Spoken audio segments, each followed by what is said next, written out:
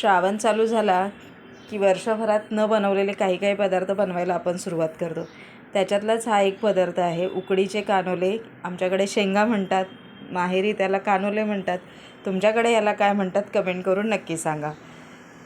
पीठ उकडवून घेतलं होतं. नारळ, गूळ आणि थोडेसे ड्रायफ्रूट्स, खसखस आणि वेलची पावडर टाकून पुरण बनवून घेतलं होतं. तांदळाचं पीठ आहे ते व्यवस्थित असं मळून पातळ असं त्याची पारी करून घेतलेली आहे. त्याच्यामध्ये ते पुरण भरून त्याला आपण बंद करून घ्यायचं आहे. पण याच्यात तुम्हाला माहिती आहे का, ह्याला जी मुरड घालायची असते ती मला माझ्या सासूबाईंनी शिकवलेली आहे. कशी घालायची ते मी तुम्हाला पण दाखवते. बघू शकता अशा पद्धतीने त्याला थोडंसं असं दाबायचं, प्रेस गोल असं राऊंड करायचं, पुन्हा थोडंसं दाबायचं, त्याला गोल राऊंड करायचा. आधी मला येत नव्हते, मी असेच बंद करायचे, पण मला हे सासूबाईंनी चांगल्या पद्धतीने शिकवलं आणि मला थोडं थोडं जमतं.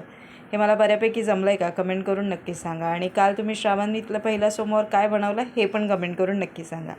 आणि जाता जाता चॅनलला सबस्क्राईब करा हो.